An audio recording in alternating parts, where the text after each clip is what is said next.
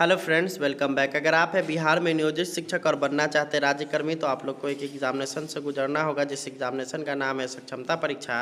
उसी के क्रम में मैं आप लोगों के लिए वर्ग 6 विज्ञान का पाठ 13 प्रकाश लेकर के आ चुका हूं। इस वीडियो में हम लोग इस प्रकाश से संबंधित सभी महत्वपूर्ण प्रश्नों को देखेंगे और ये 29 नवंबर इवनिंग का सेकेंड वीडियो है। और आज तक हमने जितना भी वीडियो अपलोड किया है, अगर आप लोगों ने वो नहीं देखा है तो आप लोग चैनल पेज पे जाइए और वहाँ पे आपको प्लेलिस्ट मिल जाएगा। उसमें आप लोग को डेली 4 वीडियो मिल रहा है, जिससे आप लोग जो है अपना सक्षमता परीक्षा आसानी से क्लियर कर पाइएगा। तो चलिए हम लोग शुरू कर लेते हैं इस वीडियो। यहाँ से आप लोग का पहला क्वेश्चन स्टार्ट है कि प्रकाश विकिरण की प्रकृति होती है।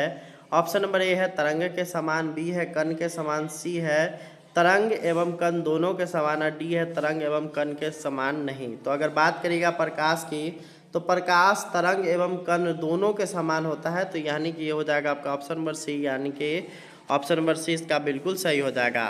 अगला यहाँ पर आता है कि प्रकाश में ध्रुवन की घटना से यह सिद्ध होता है कि प्रकाश की तरंगें कैसी हैं।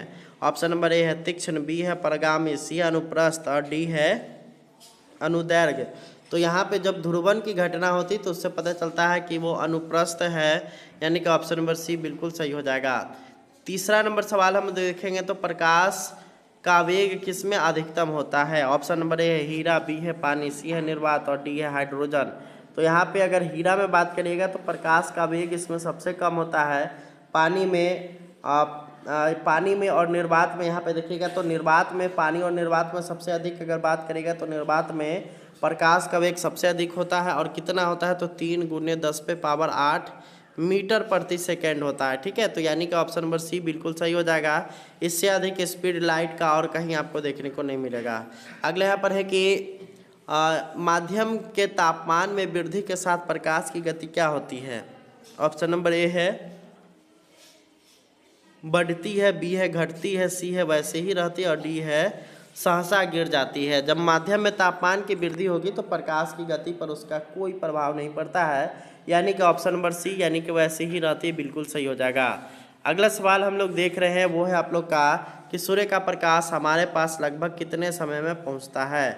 ऑप्शन नंबर ए है 8 मिनट, बी है 2 मिनट, सी है 6 मिनट और आपका जो है डी है 4 मिनट। तो यहाँ पे प्रकाश अगर बात करिएगा पृथ्वी तक कितने समय में पहुंचता है तो उसमें लगभग 6 मिनट यहाँ पे हो जाएगा। ऑप्शन नंबर सी बिल्कुल इसका सही है। अगला यहाँ आता है कि जब एक कॉम्पैक्ट डिस्क यानी सीढ़ी सूर्य के प्रकाश में देखी जाती है तो इंद्रधनुष के समान रंग दिखाई देते हैं, इसकी व्याख्या की जा सकती है। ऑप्शन नंबर ए है कि परावर्तन एवं विवर्तन की परिघटना के आधार पर, बी है आपका परावर्तन और पारागमन के परिघटना के आधार पर, विवर्तन एवं पारगमन की परिघटना के आधार पर, और डी है आपका अपवर्तन विवर्तन और पारगमन की घटना के आधार पर। तो इसमें अपवर्तन विवर्तन और पारगमन तीनों ही घटनाएं होती हैं, उसके आधार पर इसका अनुमान लगाया जा सकता है। तो ऑप्शन नंबर डी बिल्कुल सही हो जाएगा। अगला सवाल यहाँ आता है कि पानी में डूबी हुई लकड़ी मुड़ी हुई दिखाई देती है, निम्नलिखित कारण से ऐसा प्रतिभाषित होता है। किस कारण से होता है भाई, तो प्रकाश का आपका परावर्तन है, प्रकाश का विवर्तन है, प्रकाश का अपवर्तन है और प्रकाश का विसर्जन है। तो ये हो जाएगा आपका ऑप्शन नंबर सी, यानी कि प्रकाश का अपवर्तन के कारण यह ऐसा दिखाई पड़ता है। देखिए अगला यहाँ पर है कि पूर्ण आंतरिक परावर्तन होता है जब प्रकाश जाती है। ऑप्शन नंबर ए है विरल माध्यम से सघन माध्यम की ओर आपतन कोण क्रांतिक कोण के साथ। दूसरा है आपका ऑप्शन है कि सघन माध्यम से विरल माध्यम की ओर आपतन क्रांतिक कोण से अधिक के साथ। ऑप्शन नंबर सी हो जाएगा विरल माध्यम से सघन माध्यम की ओर। ऑप्शन नंबर डी हो जाएगा सघन माध्यम से विरल माध्यम की ओर। तो इसका हो जाएगा आपका ऑप्शन नंबर बी, सघन माध्यम से विरल माध्यम की ओर जब जाती है और आपतन कोण क्रांतिक कोण से अधिक होता है तभी, यानी कि ऑप्शन नंबर बी बिल्कुल सही होगा। 9वां नंबर सवाल है कि इंद्रधनुष किस कारण से बनता है। ऑप्शन नंबर ए है अपवर्तन और परिक्षेपण, बी है आपका परिकिरणन और अपवर्तन, सी है विवर्तन और अपवर्तन और डी है अपवर्तन और परावर्तन। तो इसका आंसर हो जाएगा ऑप्शन नंबर डी, यानी कि अपवर्तन और परावर्तन के कारण। अगला सवाल आता है कि मृग मरीचिका बनाने वाली प्रघटना को क्या कहते हैं। ऑप्शन नंबर ए है व्यतिकरण, बी है विवर्तन और सी है आपका ध्रुवीकरण और डी है पूर्ण आंतरिक परावर्तन। तो यहाँ पे मृग मरीचिका जो बनता है वो आपका पूर्ण आंतरिक परावर्तन के कारण बनता है, यानी कि ऑप्शन नंबर डी बिल्कुल सही हो जाएगा। अगला सवाल आता है कि पेट अथवा शरीर के अन्य आंतरिक अंगों के अन्वेषण के लिए प्रयुक्त तकनीक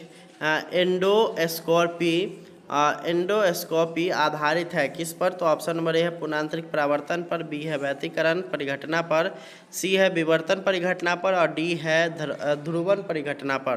तो ये आपका जो आधारित है वो है पूर्णांतरिक परावर्तन परिघटना पर यह आधारित है, यानी कि ऑप्शन नंबर ए बिल्कुल सही हो जाएगा।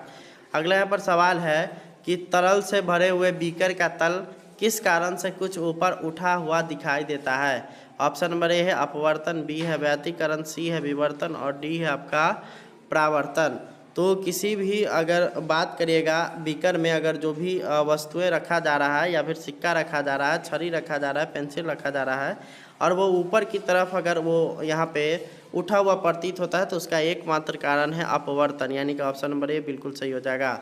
आगे आप लोग का कि प्रकाश का वेग है कितना होता है? तो यहाँ पे आपका ऑप्शन नंबर बी हो जाएगा 3 × 10⁸ है। यहाँ पे 108 लिखा गया है, इसके लिए क्षमा प्रार्थी हैं, लेकिन 3 × 10⁸ मीटर प्रति सेकेंड होगा। यहाँ पे हो सकता है टाइपिस्ट साहब को जो है यहाँ पे देखने में नहीं बना होगा, यहाँ पे पावर देने नहीं आया होगा।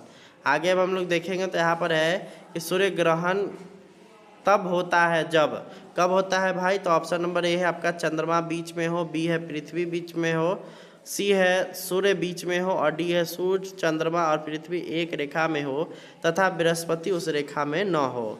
तो इसका सही आंसर हो जाएगा सूर्य ग्रहण होता है कि जब पृथ्वी और सूर्य के बीच चंद्रमा जो है आ जाती है तो यहाँ पे सूर्य ग्रहण होता है। अगला सवाल आता है कि सूर्य ग्रहण तब होता है जब, तो ये तो हो ही गया, आपका ऑप्शन नंबर ए हो गया। अगला सवाल है कि इंद्रधनुष तब बनते हैं जब सूर्य का प्रकाश, तो ऑप्शन नंबर ए हो गया वायुमंडल में वर्षा बूंदों पर गिरने का अपवर्तन और आंतरिक परावर्तन होने पर, बी है आपका वायुमंडल में निलंबी वर्षा बूंदों पर गिरने से परावर्तन होने पर विकर्ण हो जाता है, सी है आप लोग का वायुमंडल में वर्षा बूंदों पर गिरने से अपवर्तन होने पर विकर्ण हो जाता है और डी है दिए गए कथनों में से कोई भी सही नहीं। तो इसका जो सही आंसर हो जाएगा वो होगा आपका ऑप्शन नंबर ए, यानी कि वायुमंडल में वर्षा बूंदों पर गिरने से अपवर्तन और आंतरिक परावर्तन होता है। अगला यहाँ पर आता है 16 नंबर की इंद्रधनुष में कितने रंग दिखाई पड़ते हैं? तो इंद्रधनुष में 7 रंग होते हैं, यानी कि ऑप्शन नंबर ए बिल्कुल सही हो जाएगा। अगला सवाल आता है कि प्रकाश तरंग किस प्रकार का तरंग है? ऑप्शन नंबर ए है अनुप्रस्थ, बी है अनुदैर्घ्य, सी है उपरोक्त दोनों और डी है इनमें से कोई नहीं। तो प्रकाश तरंग जो होता है वो अनुप्रस्थ तरंग होता है, यानी कि ऑप्शन नंबर ए हो जाएगा। अगला यहाँ पर आता है कि निम्नलिखित में से कौन सी प्रघटना यह निर्णय लेने में सहायक होती है कि प्रकाश एक अनुप्रस्थ तरंग है? तो जब प्रकाश का ध्रुवीकरण हो जाता है तब यह निर्णय लिया जाता है। अगला 19वां नंबर सवाल है कि प्रकाश के विद्युत चुम्बकीय स्वरूप की खोज किसने की थी? तो प्रकाश के विद्युत चुम्बकीय की अगर बात करिएगा तो मैक्सवेल के द्वारा इसकी खोज की गई थी, यानी कि ऑप्शन नंबर सी बिल्कुल सही हो जाएगा। अगला यहाँ पर आता है कि प्रकाशीय फाइबर किस सिद्धांत पर कार्य करता है? ऑप्शन नंबर ए है आपका अपवर्तन, बी है प्रकीर्णन, सी है व्यतिकरण और डी है पूर्ण आंतरिक परावर्तन। तो इस तरह से यह वीडियो ख़त्म होता है। अगर आप लोग को यह पीडीएफ लेना है या फिर आपको जो है और छूटे हुए पीडीएफ लेने हैं और एग्जामिनेशन तक आप लोग को डेली 4 पीडीएफ चाहिए तो आप लोग 399 रुपये पेमेंट करिए।